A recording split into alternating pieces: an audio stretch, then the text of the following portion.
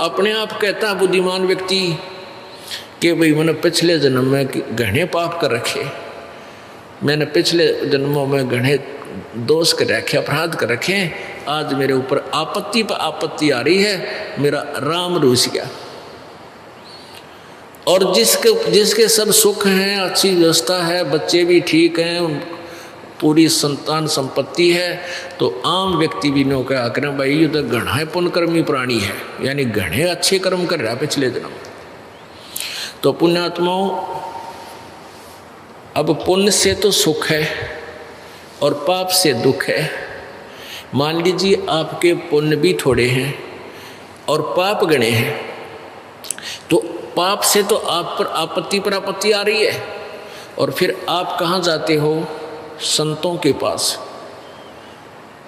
देखो भले ही ज्ञान का डंगा कर रखा है ऋषियों ने, फिर भी आत्मा को परमात्मा की चाह अब भी लगी रही, और उसको ये भी पता है कि भगवान एक ऐसी शक्ति है वो हमारे दुखों का निवारण कर सकती है, और ये भी मालूम है कि परमात्मा साधु संत रूप में ही कहीं ना कहीं मिलता है। जैसे परमेश्वर जी खुद अपनी महिमा आप ही बताते हैं, कबीर देव जी, कि पर्वत पर्वत में फिरा कारण अपने राम, और राम जैसे संत मिले जिन सारे सब काम। अब क्या बताते हैं कि मैं अपने दुख निवारण के लिए, यानी परमात्मा से ही हमारे दुख निवारण हो सकते हैं, उस परमात्मा के लिए पर्वत पर्वत पर जहाँ भी जिसने बता दिया कि वहाँ संत है, वहाँ संत है, वहाँ संत है, या उस मंदिर में मत्था टेकने से सुख होता है, वहाँ गुफा में जाने से ऐसे होता है, केदारनाथ पर पहुँच जाते ये दुख दूर हो जाता है। तो कहते हैं इन सब स्थानों पर मैं गया लेकिन कोई राहत नहीं मिली, और कहते हैं राम जैसे संत मिले, क्योंकि जिस संत से और हमें राहत मिली, परमात्मा वो दुख दूर हुए, पाप नाश हुए, तो सुख हुआ। तो कहते हैं राम जैसा संत मिले जिन सारे सब काम। तो इतना भी ज्ञान है कि परमात्मा की प्राप्ति संत, परमात्मा से मिलने वाले राहत संत के माध्यम से ही मिलते हैं। तो इससे परमात्मा खुद ही अपनी महिमा बताते हैं कि संत साहिब के लाडले, ये जो संत जो होते हैं, भक्त जो संत होते हैं, जो परमात्मा के जो संत होते हैं, यानी जो परमात्मा ही संत रूप में आता है, तो वो उससे हमें सब सुख होते हैं। तो उसको कहते हैं, उसने एक कहूँ या दो, वो जिस संत से हमारे काम ठीक हो गए उसने भगवान कहूँ या परमात्मा कोई और मानो, यानी और परमात्मा भले ही हो, परंतु हमने जिस संत से सुख मिले हमारे लिए, तो वो भगवान हो गया, और वही परमात्मा के गुणों से युक्त है। तो पुण्यात्माओं, परमेश्वर भी कहते हैं, गुरु मानस कर जानते ते नर कहिए अंध, महादुखी संसार में आग गई अब के फन। अब यहाँ दो सतिथि होती है। एक तो परमात्मा स्वयं आता है, जैसे 600 वर्ष पहले परमेश्वर कबीर देव जी आए थे, और उनके संपर्क में जो भी व्यक्ति आया उसको इतना सुख दिया मालिक ने कि वो गुण गाता नहीं थकता था, और जिस कारण से 64 लाख शेष हो गए थे उस परम पिता परमेश्वर कबीर देव के, उस दुल्हा कबीर के काशी में, बनारस में। जबकि ना कोई मीडिया था हिंदुस्तान में, ना कोई प्रचार का माध्यम था, ना कोई और सिस्टम था।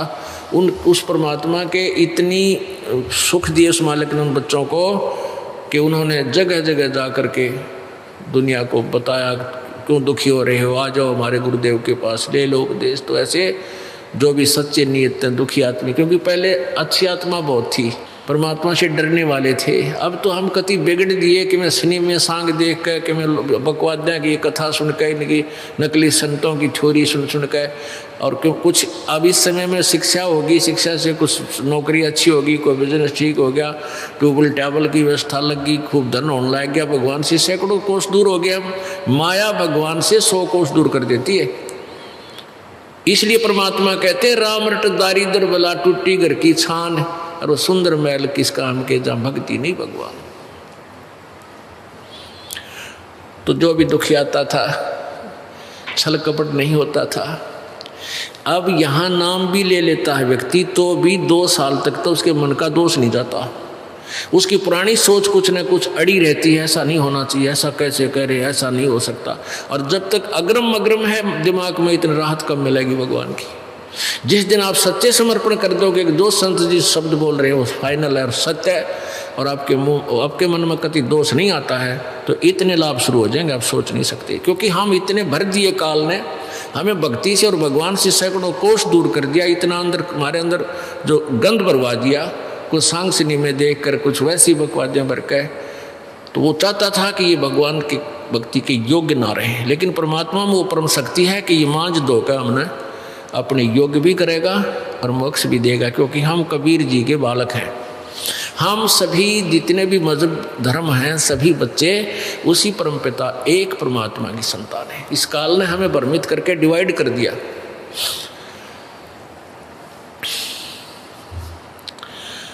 तो प्रसंग चल रहा है कि परमात्मा की हम खोज में जाते भी हैं, जब दुखी हो जाते हैं भगवान की चाह होती है और हमें यह भी मालूम है कि कोई परम शक्ति है जो हमारे दुखों को दूर करेगी। आप जिस भी संत के पास जाते हो वो पहले जाते ही अपनी क्रिया बताओगा, ऐसे करना, 5 रुपये रख दे, 11 रुपये रख दे, या चीटियाँ न आटा डाल दे, या ऊपर पक्षियों को कुछ दाने डाल दे, यानी कुछ धार्मिक कर्म बताओगे इस तरह के बता देते हैं। या फिर और क्रियाएं बता देते हैं, यो मंत्र जाप कराया कर, या यो मंत्र जाप कर ले, यूँ कर ले, ठीक हो जाएगा। जब कोई राहत नहीं मिलती तो आखिर में ये कह देते हैं भाई ये तेरे कर्म का भोग है, भोगना ही पड़ेगा, तेरे भाग्य में लिखा है और इसको परिवर्तित नहीं किया जा सकता। उदाहरण देते थे, जैसे हम भी उनके खूब ज्ञान सुना था इन नकलियों का। और क्या उदाहरण देते थे कि जैसे भगवान विष्णु जी को श्राप लगा था नारद जी का कि जिस प्रकार आज मैं शादी ब्याह करवाना चाहूँ था और तूने मुझे बंदर का मुंह लगा दिया, मेरा विवाह नहीं हो पाया, एक जीवन में तू भी अपनी पत्नी के योग में सारा जीवन बिताएगा। उसी श्रापवश ये 3 ताप होते हैं, ये 3 कारण से दुख होता है। एक तो पिछले जन्म जन्मांतर के जो पाप हैं, एक किसी संत या ऋषि या देव ने आपको श्राप, किसी साधु संत ने श्राप दे दिया, या कोई वैसे को जंतर मंत्र कर देता है कोई व्यक्ति किसी के ऊपर, तो ये 3 ताप में आते हैं। तो ये 3 ताप का रोग भी कबीर परमात्मा के बिना आपका नहीं कट सकता। जैसे श्री विष्णु जी को फिर साप लगा नारद जी का, श्री रामचंद्र रूप में राजा दशरथ के घर उनका जन्म हुआ, ब्याह हुआ, विवाह होते वनवास हुआ, वनवास में फिर सीता जी का अपहरण हुआ, फिर रावण के साथ युद्ध हुआ, फिर सीता जी को वापस घर ले आए। कुछ ही दिनों में फिर एक धोबी के टोंट का संत है व्यंग से श्री रामचंद्र जी ने अपनी पत्नी सीता को घर से निकाल दिया, जबकि वो गर्भवती थी, बच्चा पेट में था उसके, लव, और वो घर त्याग गई। अंतिम श्वास तक वो अपनी पत्नी से नहीं मिल सका। उसके बाद जब रावण से युद्ध करने के समय श्री रामचंद्र जी ने सुग्रीव के भाई बाली का वध किया था, एक वृक्ष की ओट लेकर, धोखा देकर। उसके किए हुए पाप का प्रतिफल भी उसने द्वापर युग में श्री कृष्ण रूप में श्री विष्णु जी आए, और जो बाली था उसकी आत्मा एक शिकारी बना और श्री कृष्ण जी के तलवे में तीर मारा। विषाक्त तीर मारने से श्री कृष्ण जी का वध हुआ, मृत्यु हुई।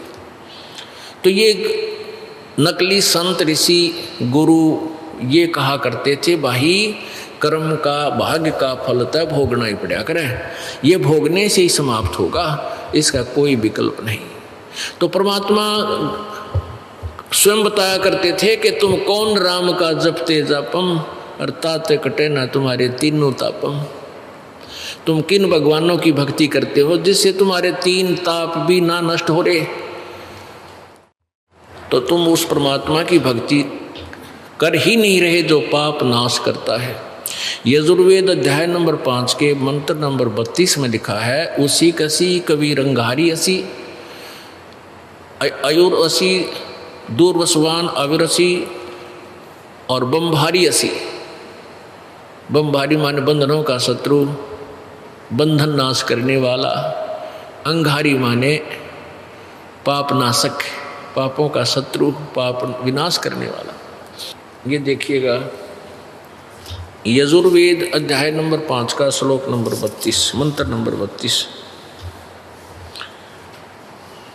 क्योंकि हम उसी से में विश्वास कर पाएंगे जब आँखें देख लेंगे, क्योंकि हम गलत ज्ञान को घना सुन चुके हैं और हम उसको फाइनल मान चुके हैं, उस लोक वेद को, उस दंत कथाओं को जो नकली ऋषि महर्षि और गुरुओं के द्वारा हमें बताएगी और फिर अपने अनुभव की पुस्तकें उपनिषद बनाकर छोड़ गई।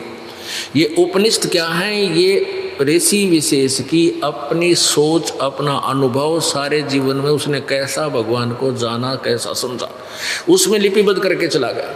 अब हमने ये सोचा कि ये हम वेदों को नहीं पढ़ सकते, हमारे समझ में नहीं आ सकती, और इन ऋषियों ने वेदों को पढ़ा, इन्होंने वेदों को समझा है और उसका सरलार्थ करके, सिंपल बना के उनके द्वारा अपने अनुभव की पुस्तकों में लिख दिया गया है। तो हमें वही सफिशिएंट है, उन वेदों को पढ़ने की हमें ज़रूरत नहीं। हम यहाँ सेट हो चुके थे कि इन उपनिषदों को हम वेदों अनुसार ज्ञान युक्त मानते थे, जबकि अब पता चला कि ये कैसे, इनकी अधूरी सोच थी, वेद विरुद्ध ज्ञान था इन ऋषि महर्षियों का, नकलियों का।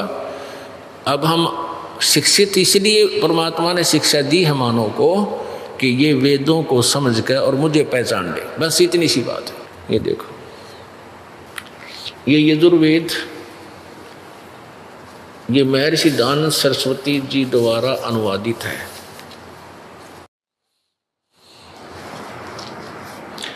प्रकाशक है सार्वदेशी कार्य प्रतिनिधि सभा 2/5 महर्षि दयानंद भवन, रामलीला मैदान, नई दिल्ली। यजुर्वेद आर्य भाषा भाष्य संपूर्ण 40 अध्याय, महर्षि दयानंद सरस्वती कृत। मुद्रक है Prince offset printers, 1510 Pataudi house, Daryaganj, नई दिल्ली। ये इनके फैक्स फोन नंबर है। अब देखो अध्याय नंबर 5 का और श्लोक नंबर 32, मंत्र नंबर 32।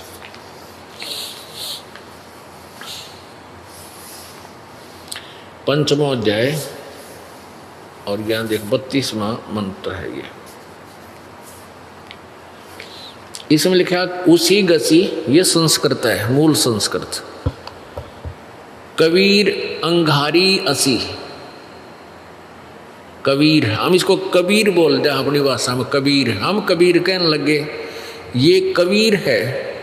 कबीर अंगारी असी, बम्भारी, अवेसुरसी, ये बम्भारी, बम्बारी। और यहाँ देखो हवे सूदनम रत धामा असी सवर ज्योति। अब इन 2-3 शब्दों को हम इन्हीं के अनुवाद में देखेंगे कितने यथार्थ है। अनुवाद है महर्षि दयानंद जी द्वारा किया हुआ। हे जगदीश्वर, जिस कारण आप उसी के माने कांतिमान, असी माने हैं। चलो यहाँ देखो, ये लिखा कबीर अंगारी असी, इन्होंने इसका अर्थ लिख दिया, अंगारी तो यहाँ ले लिया और कवि के 2 अपसर्ग लगा दी, तो यहाँ कांत प्रजय बना दिया, कवि माने कांत प्रजय है। अब पुण्यात्मा देखो, अब ये यजुर्वेद है। इस यजुर्वेद के बारे में यदि कहीं पर भी कोई जिक्र चल रहा है,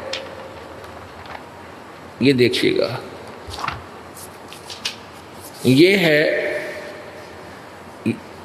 36वां अध्याय है यजुर्वेद का। इसमें यहां लिखा है रचम वाचम परपधे मनो यजु परपधे। अब ये यजु लिखा, यजुहु। अब इसको हम यजुर्वेद बोल दें तो कोई दिक्कत नहीं, यजुर्वेद, जैसे इन्हीं के शब्दों में स्वामी जी ने यहाँ इसका अनुवाद किया है। ये देखो, रचम ऋग्वेद रूप वाचम वाणी को पर पथे प्राप्त हो मनन करने वाले अंतःकरण के तुल यजुहु। यजु को इन्होंने यजुर्वेद लिख दिया, बिल्कुल सही, ये अनुवाद सही है। यजु, यहाँ यजुर्वेद लिखना जरूरी था। यजु का क्या मतलब, यजु से हमें पता लगेगा ये यजुर्वेद के विषय में जानकारी दी जा रही है। यजु पर पधे, तो यजुर्वेद को प्राप्त हो। यजु, यजु लिखा है ना, इसका हम अर्थ करते हैं यजु माने यज्ञ सतुतियाँ। यजु का अर्थ होता है यज्ञ सतुतियाँ। तो यहाँ यज्ञ सतुतियाँ लिख देते तो कैसे पता लगता है कि यजुर्वेद के बारे में है। तो ये हम इसी प्रकार इसको यजु को यजुर्वेद लिख दिया। और हम इस कबीर को इन्होंने यहाँ कवि संधि छेद करके इस 32 में 5वें अध्याय वो 36 का प्रथम मंत्र था यजुर्वेद के अध्याय का, ये 5वें का 32वां है। इसमें इन्होंने इस कबीर को इसको कवि अपसर्ग लगा दिए, रे हटा दिया। तो यहाँ हमने लिखना चाहिए था अंगारी माने खोटे चलन वाले जीवों के शत्रु। अंग, अग माने पाप होता है, अंग माने भी पाप ही होता है, अपराध। अंगहरी, अंगारी, अंग अरी, अग माने पाप के, अरी माने शत्रु। ये लिखना था पाप के शत्रु।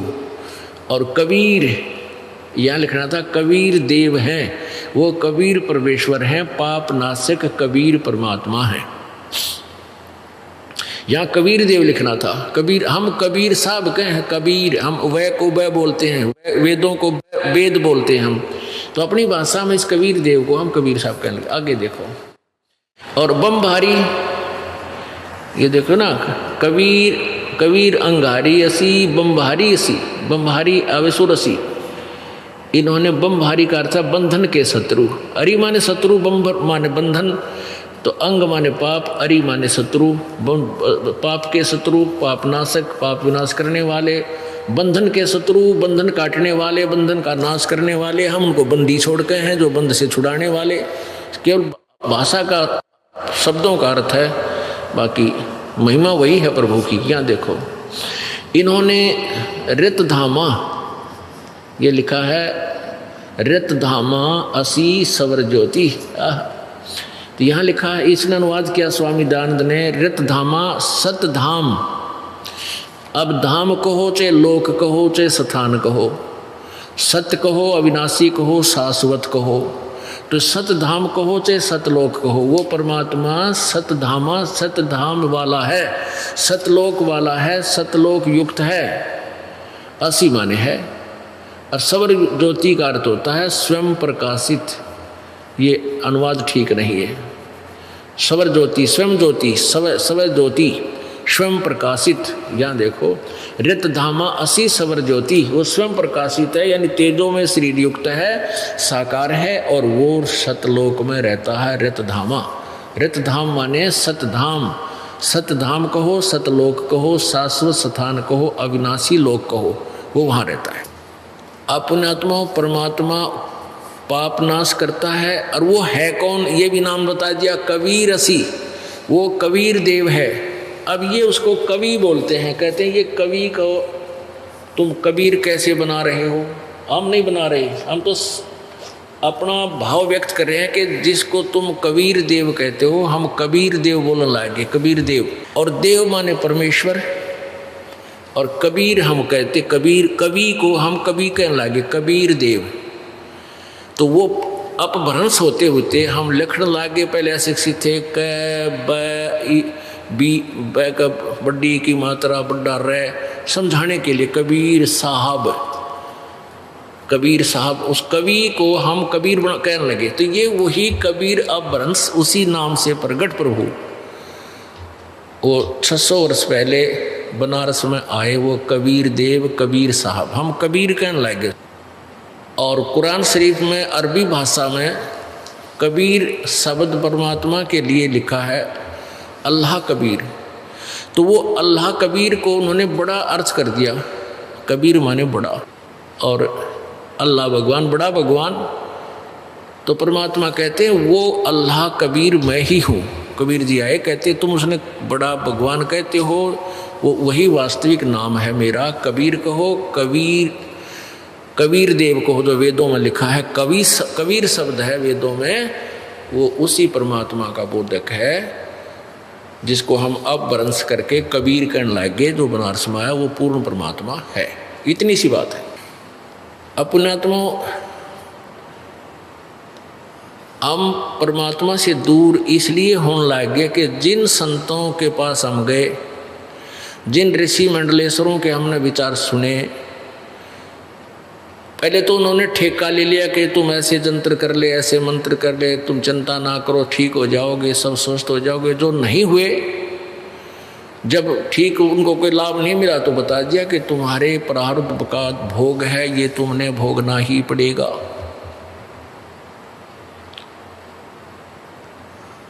और भक्ति करो, भक्ति करते रहो, ये पिछला पाप तो कटे नहीं, आगे सुख हो जाएगी, आगे तुम्हें सुख हो जाएगा। अरे भले आदमी हो, पैर में कांटा लग गया हो, किसी के पैर में कांटा लगा हो, कांटा लगे पैर में जूता नहीं पहन सकता आदमी। कोई किसी के पास जावे, वो देख दाख के ये बता दे, वो कहे कि मेरे पैर में बहुत पीड़ा हो रही है, तो उसने देखा, पैर को दो मांझ साफ करके देखा, बताया कि तेरे पैर में कांटा लगा है, जिस कारण से तुझे पीड़ा है। ये तो उसने बता दिया बुद्धिमान ने, और उसके पास कोई साधन हो नहीं, वो ये कहे कि कांटा तो निकल नहीं सकता, अब जूता पहन ले, आगे कांटा नहीं लगेगा। और जूते की दुकान खोल रहा हो तो पुण्यात्माओं, कांटा लगे पैर में, कांटा लगे पैर में जूता पहना नहीं जा सकता। पहले तो कांटा निकले और फिर वो उसको सलाह दी जाए कि आगे जूता मत निकालना, नहीं तो इतना दुखी फिर हो जाएगा। तो फिर वो कभी उस जूते को लापरवाही से निकाल कर नहीं फेंकेगा, वो पहन कर चलेगा। तो ऐसे ही जो दुखी प्राणी आएगा, उसके पाप रूपी कांटे का समाधान होगा। फिर उसको आगे बताया जाएगा कि ये नियम भंग नहीं करना, परमात्मा की भक्ति आजीवन करते रहना, तो उससे हर स्वीकार करेगा। इस डर से भगवान की भक्ति रूपी जूता पहने रखेगा कि हे परमात्मा, कहीं फिर बिजली ना गिर जा, कहीं फिर वो आपत्ति ना आ जाए हमारे ऊपर, इसलिए वो कभी भक्ति नहीं छोड़ेगा। और जो आते मायाधारी मस्करे, नाम भी ले लेते हैं, कुछ दिन साधना भी करते हैं, फिर छोटी सी बात पर मरोड़ी खाकर चले जाते हैं, नियम भंग करते रहते हैं, लोक लाज को ज़्यादा देखते हैं, फिर वो छोड़ जाते हैं, वो चले जाते हैं, क्योंकि उनका कांटा ही लग गया ना है। और फिर कांटा लगेगा, इकट्ठे 3-4 बैठ जाएंगे पैर में, फिर रोएगा मुँह टांग पकड़ के, और फिर उसके पास समाधान तो यही है कि औजार सारे हमारे पास ही हैं, और तो किसी के पास कांटा काटने के कोई ना किसी के पास। तो सभी ने अपनी सोच की थ्योरी बना दी कि पाप नहीं कट सकते, क्योंकि उनके पास वो कांटा निकालने के औजार नहीं थे। और जूते की दुकान थी, वो जूते नकली देने लगे कि पहन जाओ। पैर कौन पहना था, ले भी जाएगा था तो राम पटक दे ठा गया, क्यों पैरा जा ही नहीं सकता उसे। तो पुण्यात्माओं, ये कैसे बात बिगड़ी कि जिन साधनाओं को ये संत ऋषि लोग किया करते थे, उनसे कोई लाभ होने वाला नहीं था। उनसे जैसे वेदों अनुसार साधना की, वेदों अनुसार साधना का प्रथम मंत्र ओम है, फर्स्ट एंड फाइनल। ओम नाम के जाप से और वेदों के पठन पाठन से हमें केवल महास्वर्ग कहो, ब्रह्मलोक कहो, यानी ब्रह्मलोक में हम जा सकते हैं, ब्रह्मलोक की प्राप्ति हो सकती है। और इसमें क्या होता है कि दोनों पुण्य और पाप दोनों लिखे जाते हैं, दोनों का अलग अलग अकाउंट रहता है। पुण्यों का अलग डिपॉजिट है और पाप का न्यारा, तो दोनों ही भोगने पड़ते हैं, भोगने से समाप्त होते हैं। यहाँ का ऐसा विधान है, इस जब तक हम ब्रह्म तक की साधना करते हैं तो इसका विधान ऐसा ही है कि पुण्य भी भोगने पड़ते हैं और पाप भी भोग कर ही नष्ट होंगे। तो इनको पूर्ण परमात्मा का मार्ग था नहीं इनके पास, इन ऋषि महर्षि नकलियों के पास। इन्होंने ये फाइनल बना दी कि परमात्मा पाप नहीं काट सकता, कर्म तो भोगने से ही समाप्त होता है। अब इन अज्ञानियों को हमने परम संत महाविद्वान वेदों के ज्ञाता मान लिए। क्या इनकी आंखें नहीं थी जब इन 40 में यजुर्वेद अध्याय नंबर 40 के श्लोक नंबर 10 में लिखा है कि परमात्मा को कोई तो जन्म लेने वाला कहता है, कोई जन्म ना लेने वाला कहता है। लेकिन इसका यथार्थ ज्ञान तो तत्वदर्शी संत ही बताएंगे, उनसे जाकर सुनो। इससे सिद्ध हुआ कि ना तो वेद ज्ञान कंप्लीट है, यदि कंप्लीट होता तो ये मंत्र इसमें नहीं होना चाहिए था। और यजुर्वेद अध्याय नंबर 40 के श्लोक नंबर मंत्र नंबर 15 में लिखा है कि ओम कर्तु समर कलवे समर और कर्तुम समर। ये तो है वेद ज्ञान दाता ब्रह्म का मंत्र कि ओम नाम का जाप काम करते करते सिमरण कर, विशेष कसक के साथ सिमरण कर, मनुष्य जीवन का प्रथम कर्तव्य जानकर इसका सिमरण कर। फिर यजुर्वेद अध्याय के मंत्र नंबर 40 के मंत्र नंबर 17 में लिखा है कि वो परमात्मा जो पूर्ण ब्रह्म है वो तो परोक्ष है, और मैं ब्रह्म हूँ, मेरा ओम नाम है। तो उस परमात्मा की भक्ति से पूर्ण मोक्ष होगा, और उसके बारे में जानकारी कोई तत्वदर्शी संत देगा। तो इससे सिद्ध हुआ कि ओम नाम का जो जाप मंत्र बताया गया है यजुर्वेद में वो फाइनल नहीं है, वो कंप्लीट साधना का नहीं है, वो कंप्लीट मंत्र नहीं है। गीता जी अध्याय नंबर 4 के श्लोक नंबर 32 में कहा है कि जो अभी पहले मैंने 25 से लेकर 30 तक जो साधना का वर्णन किया है, श्लोक 25 से 30 श्लोक में, ये साधनाएं सभी व्यक्ति अब अपनी साधना को पापनाशक जानते हैं, पापनाशक जानकर करते हैं। लेकिन वो विस्तार से साधना के भी जानकारी यजुर्वेद अध्याय नंबर 4 के गीता जी अध्याय नंबर 4 के श्लोक नंबर 32 में कहा कि उस सच्चिदानंद घन की वाणी में, यहाँ अनुवादकर्ताओं ने अनुवाद गलत किया है, पुण्यात्माओं ध्यान से देखना। ब्रह्मणे का अर्थ इन्होंने वेद लिख दिया, मुख्य का अर्थ वाणी, ब्रह्मणे का अर्थ इसी गीता जी अध्याय नंबर 17 के श्लोक नंबर 23 में ये स्वयं अनुवाद कर रहे हैं, ब्रह्मणे माने सच्चिदानंद घन ब्रह्म। तो हम इस चौथे अध्याय के 32वें श्लोक में यहाँ ब्रह्मणे के स्थान जो इन्होंने वेद लिखा है, वेद के स्थान पर हम यहाँ पर सच्चिदानंद घन लिख दें और वाणी अर्थ ठीक है। तो सच्चिदानंद घन ब्रह्म की वाणी में विस्तार से कहे गए हैं। तो चौथे अध्याय के 34वें श्लोक में कहा कि उस ज्ञान को जो सच्चिदानंद घन की वाणी में जो सूक्ष्म वेद में उस ज्ञान में कहा है, उस तत्व ज्ञान को तू तत्वदर्शी संतों के पास जाकर समझ, उनको प्रणाम कर, विनम्र भाव से कपट छोड़ कर प्रसन्न कर। वो तत्वदर्शी संत जो उस परम पिता परमेश्वर के परमात्म तत्व को बताएंगे। अपुण्यात्माओं, गीता ज्ञान दाता ब्रह्म है जो श्री कृष्ण जी में प्रवेश करके गीता जी का ज्ञान बोला।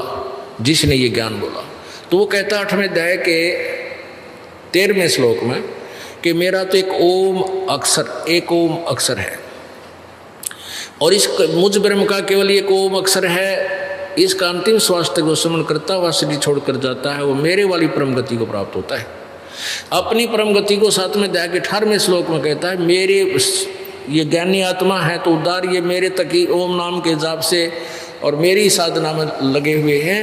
ये अनुत्तम घटिया साधना में लगे हुए हैं, ये अनुत्तम साधना है इनकी, घटिया साधना है। क्योंकि 18वें अध्याय के 62वें श्लोक में अर्जुन को कह रहा है ये गीता ज्ञान दाता कि तू सर्वभाव से उस परमेश्वर की शरण में जा जिसकी कृपा से तू परम शांति और शाश्वतम स्थानम, यानी रत धाम, शाश्वत स्थान कहो, रत धाम कहो, सतलोक कहो, अविनाशी स्थान कहो, उस अमर लोक कहो, उसको प्राप्त हो जाएगा। वहां जाने के बाद फिर कभी तेरी जन्म मृत्यु नहीं होगी। अपने बारे में गीता ज्ञान दाता कहता है चौथे अध्याय के 5वें और 9वें श्लोक में कि अर्जुन तेरे और मेरे बहुत जन्म हो चुके हैं, ना तू अविनाशी ना मैं अविनाशी, तू नहीं जानता मैं जानता हूं।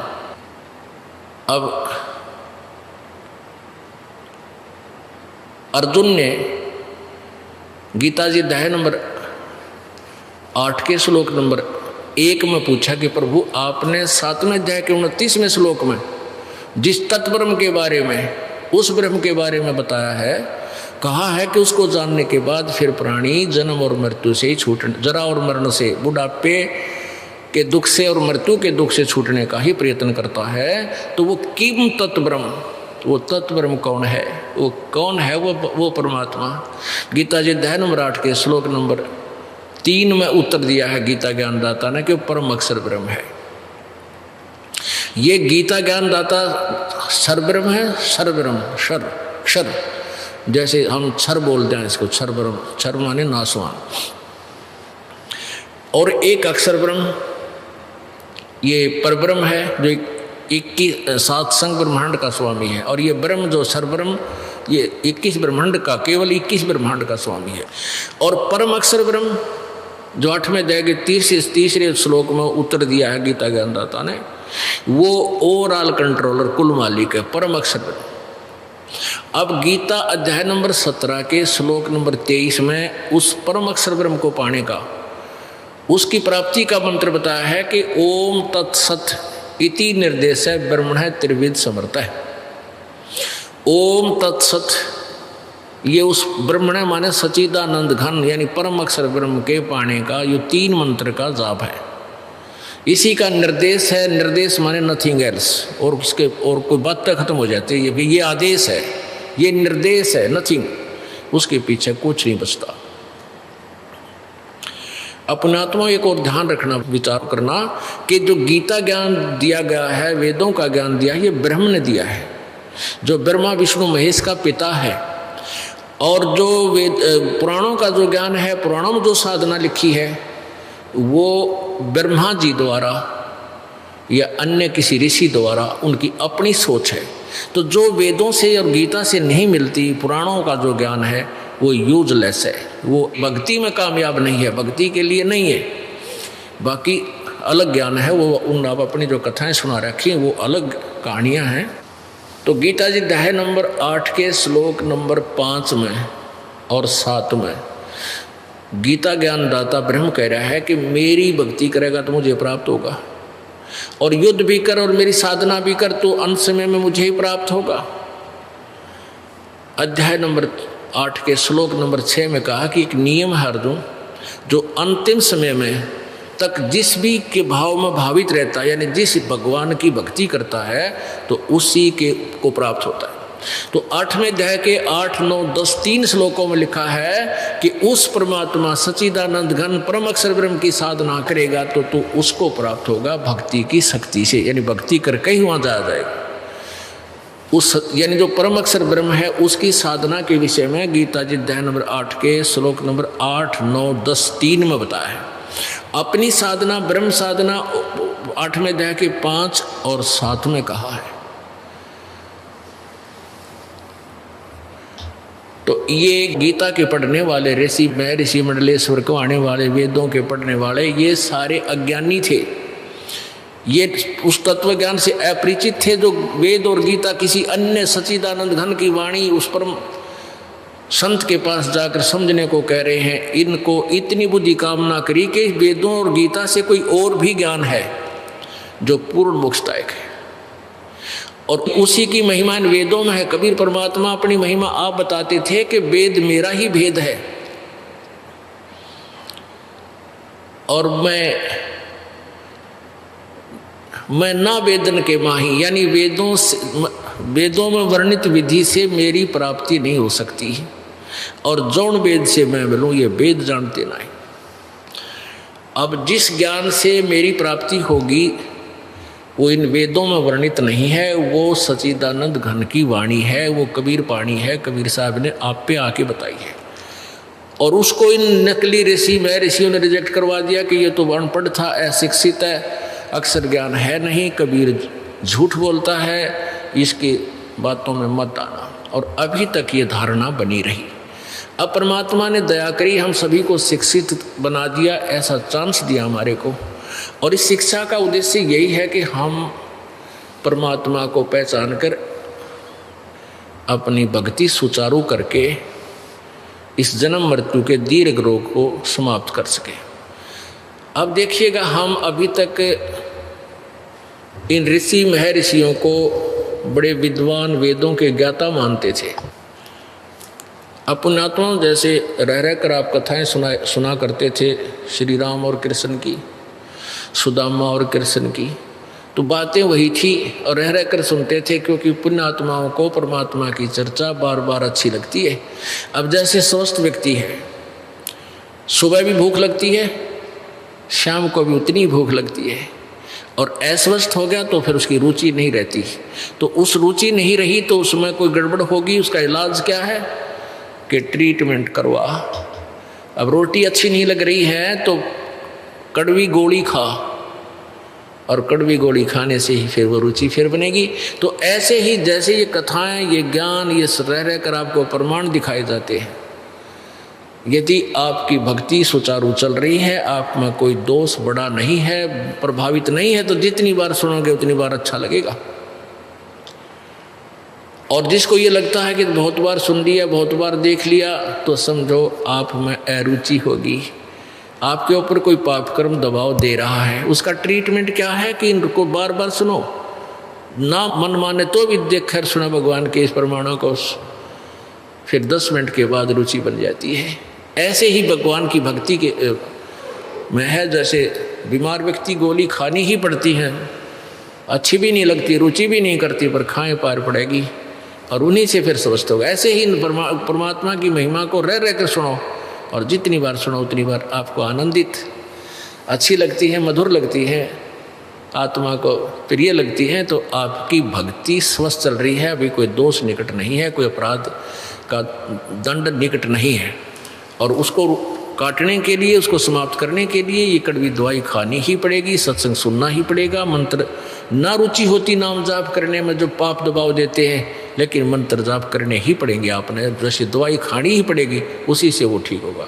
परमात्मा कहते सुमन से सुख होता, सुमन से दुख जा, कह कबीर सुमन करे तो साई माँ सुखा। तो ऐसे ये ट्रीटमेंट है, ये गोलियां हैं, ये मंत्र ना भी रुचि है तो भी खानी पड़ेंगी, करने पड़ेंगे, और फिर कुछ देर के बाद रुचि बन जाती है। तो अभी प्रसंग चल रहा था कि कबीर साहब हमारे पापों का नाश कर देते हैं। वेद बताते हैं, यजुर्वेद अध्याय नंबर 5 के मंत्र 32 में नाम लिखा स्पेशल कबीर अंगारी असी। कबीर, हम कबीर को कबीर देव बोल देते हैं।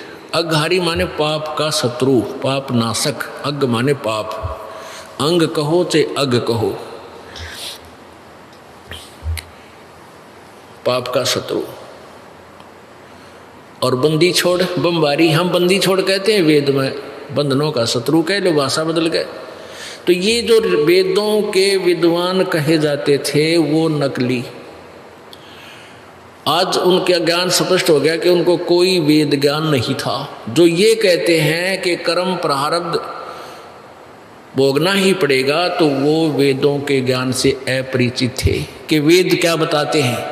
उन्होंने वेद पढ़े पर समझे नहीं। अब देखिएगा श्रीमद् देवी भागवत यानी दुर्गा पुराण, शक्ति पुराण, देवी पुराण, इसमें क्या लिखा है कि सतयुग के ब्राह्मण, ऋषि महर्षि, ये ब्राह्मण थे, ब्रह्मा से लेकर वशिष्ठ मुनि तक, भारद्वाज, विश्वामित्र, ये सारे ब्राह्मण थे। गीता प्रेस गोरखपुर से प्रकाशित है। ये संपादक हनुमान प्रसाद पोदार, चिमनलाल गोस्वामी। ये कहाँ से मुद्रित है और प्रकाशित है? प्रकाशक में मुद्रक हैं गीता प्रेस गोरखपुर, गोविंद भवन कार्यालय कोलकाता का संस्थान। ये इनके फोन और फैक्स नंबर है।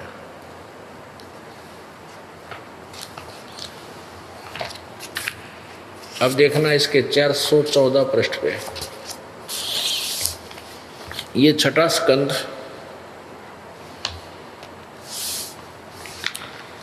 और ये देवी भागवत 414 पे। जन्मे जय ने पूछा, महाभाग किस युग में कैसा धर्म का स्वरूप है? इस संपूर्ण विषय को विशेष रूप से बताने की कृपा कीजिए। व्यास जी बोले। व्यास जी कौन है? राइटर ऑफ पुराण, इन पुराणों का लेखक है। ये क्या बता रहे हैं कि राजन, यह निश्चय है कि सतयुग में ब्राह्मण वेद के पूर्ण विद्वान थे। ये सतयुग के ब्राह्मणों का जिक्र है। उनके द्वारा निरंतर भगवती जगदम्बा की आराधना होती थी।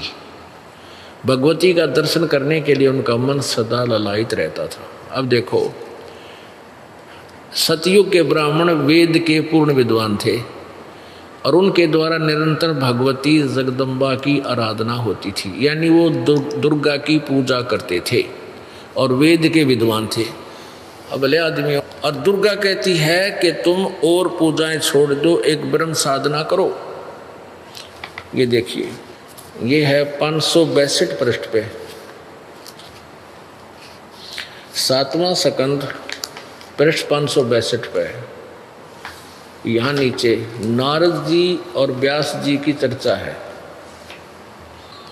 देवी के द्वारा हिमालय को ज्ञान उपदेश, यानी दुर्गा, ये दुर्गा ही कह रही है जिसकी उपासना सतयुग के ब्राह्मण करते थे। वो देवी क्या कह रही है? हिमालय को उपदेश दे रही है और ब्रह्म के बारे में जानकारी दे रही है। ब्रह्म, पार्वती श्री देवी जी कहने लगी, पर्वतराज यहाँ देखो उस ब्रह्म का क्या स्वरूप है, यह बतलाया जाता है। ये पहले तो अपने बारे में सट्टे मार रही है, लेकिन उसके बाद कहती है, अब वास्तविकता बताती हूँ उस ब्रह्म का क्या स्वरूप है, यह बतलाया जाता है, जो प्रकाश रूप, सबके नियन, अत्यंत समीप में स्थित, हृदय रूप गुहा में स्थित होने के कारण गुहाचर नाम से प्रसिद्ध और महान पद अर्थात परम प्राप्य है। वह समस्त प्रज्ञा के ज्ञान से परे है, प्रजा के ज्ञान से परे है, अर्थात किसी की बुद्धि मानने वाला नहीं है, यह तुम जानो। जो परम प्रकाश रूप है, जो सूक्ष्म से अत्यंत सूक्ष्म है, जिसमें संपूर्ण लोक और उन लोकों में निवास करने वाले प्राणी स्थित हैं, वही यह अक्षर ब्रह्म है। वही सबके प्राण है, वही सबकी वाणी है और वही सबके मन है। वह यह परम सत्य और अमृत यानी अविनाशी तत्व है। सौम्य उस वेदने योग लक्ष्य का तुम वेदन करो, मन लगाकर उसमें तन्मय हो जाओ। सौम्य उपनिषद में कथित महान अष्टरूप धनुष को लेकर उस पर उपासना द्वारा तीक्ष्ण किया हुआ बाण संधान करो और फिर भावानुगुत चित्त के द्वारा उस बाण को खींचकर उस अक्षर ब्रह्म को ही लक्ष्य बनाकर वेदन करो। पर्वण यानी ओम तो धनुष है, जीवात्मा बाण है और ब्रह्म उसका लक्ष्य कहा जाता है। उस एकमात्र परमात्मा ही को जाने, दूसरी सब बातें छोड़ दें। अब दुर्गा कहती है कि मेरी साधना भी छोड़ दें। जैसे यहाँ लिखा है, देवी कहने लगी, पर्वतराज इस प्रकार योग युक्त होकर, जो ऊपर बताई है, मुझ ब्रह्म स्वरूपा देवी का ध्यान करें। यह ध्यान आसन पर करें। फिर आगे कहती है उस ब्रह्म का क्या स्वरूप है। अब उसके विषय बता रही है कि उसकी भक्ति करने से ही लाभ होगा। उस एकमात्र परमात्मा को ही जाने, दूसरी सब बातें छोड़ दे। अपनी पूजा को भी कहती मेरी पूजा भी छोड़ दे। यही अमृत रूप परमात्मा के पास पहुंचने का पुल है। संसार समुद्र से पार होकर अमृत रूप परमात्मा को प्राप्त होने का यही सुलभ साधन है। इस आत्मा का ओम के जप के साथ ध्यान करो। ओ ब्रह्म का कहते ओम नाम से ध्यान करो, ओम नाम के जप से साथ ध्यान करो। इस अज्ञान में अंधकार से सर्वथा परे और संसार समुद्र से उस पार जो ब्रह्म है उसको पा जाओगे, तुम्हारा कल्याण हो। और वो कहाँ रहता है? ये 563 पे पढ़ रहे हैं हम। वह यह सब का आत्मा ब्रह्मलोक रूप दिव्य आकाश में स्थित है, वहाँ रहता है। अब देखो पुण्यात्माओं, सतयुग के ब्राह्मण अर्यों के वेद के पूर्ण ज्ञाता थे और दुर्गा की पूजा करते थे। और दुर्गा कह रही है कि उसकी पूजा करो जब तुमने मोक्ष चाहिए था। ब्रह्म की, ये ब्रह्म की साधना के लिए संकेत और फाइनल आदेश दे रही है। और ब्रह्म कहता है कि उस पूर्ण परमात्मा परम अक्षर ब्रह्म की पूजा करने से पूर्ण मोक्ष होगा। गीता जी अध्याय नंबर 18 के श्लोक नंबर 62 में कहा कि अर्जुन तू सर्वभाव से उस परमेश्वर की शरण में जा, जिसकी कृपा से तू परम शांति और शाश्वत यानी सनातन परम धाम अर्थात सतलोक को प्राप्त होगा। गीता जी अध्याय नंबर 15 के श्लोक नंबर 1 से लेकर 4 तक का भावार्थ है कि जो उल्टे लटके संसार रूपी वृक्ष है, जिसकी जड़ तो पूर्ण परमात्मा समझो, तीनों गुण रूपी शाखा है, रजगुण ब्रह्मा, सतगुण विष्णु, तम गुण शिव जी। और जो संत इस सारे उल्टे लटके संसार रूपी वृक्ष के विषय में जानकारी आपको अलग अलग बताएगा। तना कौन भगवान है, शाखा कौन है, डार कौन है और पत्ते क्या हैं, तो वो तत्वदर्शी संत है, वो पूर्ण परमात्मा को जानने वाला है, वो वेद का ज्ञाता है, वेदवित है। तत्वदर्शी संत की पहचान भी बताई है। फिर बताया कि उसके पश्चात जब तत्वदर्शी संत मिल जाए तो तत्व ज्ञान रूपी शस्त्र के द्वारा इस उलझे हुए अज्ञान को काट के उसके पश्चात 15वें अध्याय के 4 श्लोक में लिखा है, उसके पश्चात उस परमेश्वर के उस परम पद की खोज करनी चाहिए, जहाँ जाने के बाद साधक फिर कभी जन्म मृत्यु में नहीं आता, और जिस परमेश्वर ने इस संसार रूपी वृक्ष की रचना की है। और गीता ज्ञानदाता कहता है मैं भी उसी की शरण में हूँ। गीता ज्ञानदाता 4 अध्याय के 5वें श्लोक में कहता है, अर्जुन तेरे और मेरे बहुत जन्म हो चुके हैं, तू भी मृत्यु जन्म में, मैं भी मृत्यु जन्म में, मैं भी अविनाशी नहीं, तू भी अविनाशी नहीं। और इसमें कहा कि वहाँ जाने के बाद फिर कभी लौट कर नहीं आते, वो परम अक्षर ब्रह्म है। अब ये तो सतयुग के ब्राह्मणों के विचार हैं, और आज कलयुग के ब्राह्मण ऋषि में ऋषि एक जो वक्ता होता है ना, वही ब्राह्मण कहलाता है। जैसे अब वर्तमान में जो मार्गदर्शन करते हैं उनको ब्राह्मण कहते हैं। ब्राह्मण सोए जो ब्रह्म पहचाने, वास्तव तो ये है, लेकिन ये सभी गुरु पद पर बैठे हैं, ये अपने आप को ब्राह्मण यानी गुरु, ब्राह्मण का अर्थ दूसरा गुरु भी होता है। ये सभी ने अपने आप को गुरु मान लिया, इनको ज्ञान कह का भी को नहीं। ये तो सतयुग के ब्राह्मणों की स्थिति है कि वो दुर्गा की पूजा करते थे और वेदों के ज्ञाता कहलाते। वेदों के विषय में जानकारी नहीं थी, केवल वो दंत कथा से ही अपने आप सेट थे। अब जब सतयुग के ऋषि महर्षि ब्राह्मण ब्रह्मा से लेकर ये सब ब्राह्मण कहलाते हैं, और उन ब्राह्मणों को ये ज्ञान था। आगे देखो कि 6ठे स्कंद में, ये वही देवी भागवत है, ये 6ठा स्कंद देवी भागवत जो 414 पृष्ठ पे आपने पढ़ा कि जन्मेजय ने पूछा था कि किस युग में कैसा धर्म का स्वरूप है, इस संपूर्ण विषय को विशेष रूप से बताने की कृपा कीजिए। व्यास जी बोले, राजन ये निश्चय है कि सतयुग के ब्राह्मण, सतयुग में ब्राह्मण वेद के पूर्ण विद्वान थे, और उनके द्वारा निरंतर भगवती जगदम्बा की आराधना होती थी, देवी की पूजा करते थे। और यहाँ देखो इसी पृष्ठ पे धर्म की यही स्थिति त्रेता में भी रही। मतलब पहले क्या बताया है कि यहाँ से शुरू किया इन्होंने कि सतयुग में ऐसे थे, फिर ऐसे, उस पुण्य में सतयुग के शूद्रों के मन में सदा ही भावना रहती थी कि हम दूसरों की सेवा करें। उस श्रेष्ठ युग में प्राय सभी वर्ण भक्ति शक्ति जगदम्बा की पूजा करते थे। अच्छा, धर्म की यह स्थिति त्रेता में भी रही, परंतु कुछ ह्रास हो गया। सतयुग की जो स्थिति थी वह द्वापर में विशेष रूप से कम होगी। राजन, उन प्राचीन युगों में यानी ऊपर द्वापर त्रेता सतयुग में जो राक्षस समझे जाते थे, वे कली में यानी अब कलयुग में ब्राह्मण माने जाते हैं। यानी सतयुग त्रेता द्वापर में जो राक्षस जैसे कर्म कर लोग होते थे, मानते थे, उसे तो आज के ब्राह्मण हो गए, क्योंकि अब के ब्राह्मण प्राय पाखंड करने में तत्पर रहते हैं, दूसरों को ठगना, झूठ बोलना और वैदिक धर्म कर्म से अलग रहना कलियुगी ब्राह्मणों का स्वाभाविक गुण बन गया। अब जो प्रसंग चल रहा है कि ये वेदों को समझ नहीं सके, इसी के संदर्भ में ब्रह्मा विष्णु महेश भी वेदों से अपरिचित थे।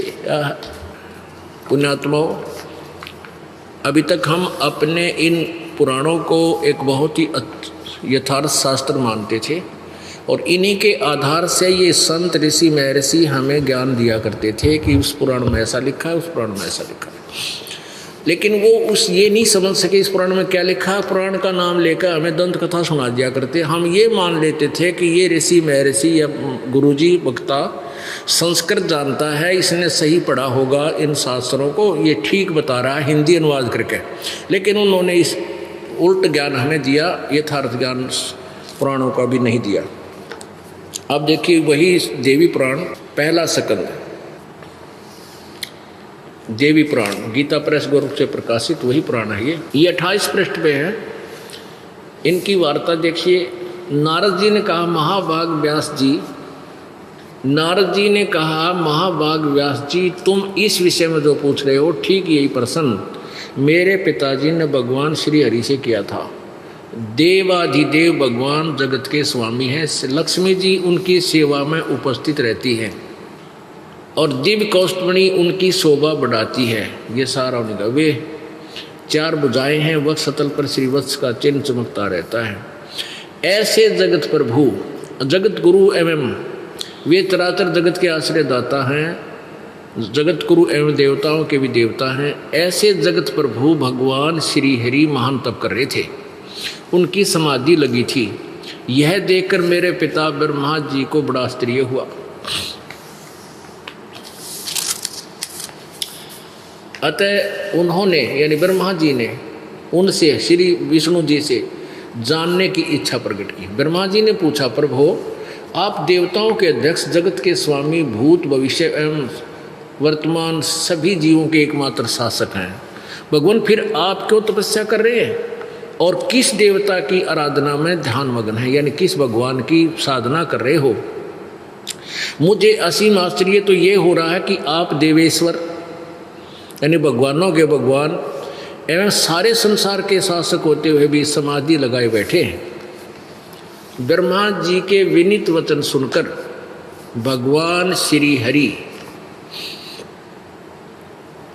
उनसे कहने लगे, ब्रह्मन सावधान होकर सुनो, मैं अपने मन का विचार व्यक्त करता हूँ। देवता, दानव, मानव यह सब यही जानते हैं कि तुम सृष्टि करते हो, मैं पालन करता हूँ और संकर संहार किया करते हैं, किंतु फिर भी वेद के पारगामी पुरुष अपनी युक्ति से यह सिद्ध करते हैं कि रचने, पालने और संहार करने की योग्यता जो हमें मिली है, इसकी अधिष्ठात्री शक्ति देवी है। आगे देखो, सुअर्थ प्रत्यक्ष और परोक्ष दोनों उदाहरण मैं तुम्हारे सामने रखता हूँ। सुनो, यह निश्चित है कि उस शक्ति के अधीन होकर ही मैं प्रलय काल में इस शेष नाग की सैया पर सोता और सृष्टि करने के अवसर आते ही जाग जाता हूँ। मैं सदा तप करने में लगा रहता हूँ, उस शक्ति के शासन से कभी मुक्त नहीं रह सकता। कभी अवसर मिला तो लक्ष्मी के साथ सुखपूर्वक समय बिताने का सौभाग्य प्राप्त होता है। मैं कभी तो दानों के साथ युद्ध करता रहता हूँ। अखिल जगत को भय पहुँचाने वाले दैत्यों के विकराल शरीरों को शांत करना मेरा परम कर्तव्य हो जाता है। आगे देखो, और फिर क्या बताते हैं, मुझे सब प्रकार से शक्ति यानी दुर्गा के अधीन होकर रहना पड़ता है। उन्हीं भगवती शक्ति का मैं निरंतर ध्यान किया करता हूँ, यानी दुर्गा की पूजा करता रहता हूँ। उन्हीं भगवती शक्ति का मैं निरंतर ध्यान किया करता हूँ। ब्रह्मा जी मेरी जानकारी में इस दुर्गा यानी भगवती शक्ति यानी दुर्गा से बढ़कर दूसरे कोई देवता नहीं। अब विष्णु जी क्या कह रहा है कि मेरे विचार में जितनी मन जानकारी है, जो मेरा ज्ञान है, मैं तो दुर्गा के ऊपर किसी को भगवान नहीं मानता, इससे ऊपर कोई परमात्मा नहीं है। अब पुण्य आत्माओं, आप देखिए, परमात्मा यही कहा करते थे कि मेरे साथ 2 भाई मैंने सब जग भूला पाया, मेरे साथ 2 भाई मुझे सब जग भूला पाया। इसी भूल में ब्रह्मा भूला, इसी भूल में ब्रह्मा भूला जिसने वेद सरसाया, इन वेदों की आड़ में दुनिया को ज्ञान सुनाना चाहा, और वेद पढ़ के ये पंडित भूल गया, ये मर्म भेद नहीं पाया। इसी भूल में विष्णु भूला जिन वैष्णव धर्म चलाया और तीर्थ व्रत का बना महात्म बहुविध जीव फंसाया। इसी भूल में शंकर भूला जिन भिक्षुक पंथ चलाया, सिर पर जटा हाथ में खप्पर घर घर अलख जगाया। और परमात्मा कहते हैं जिसने इस भूल का भेद पा गया,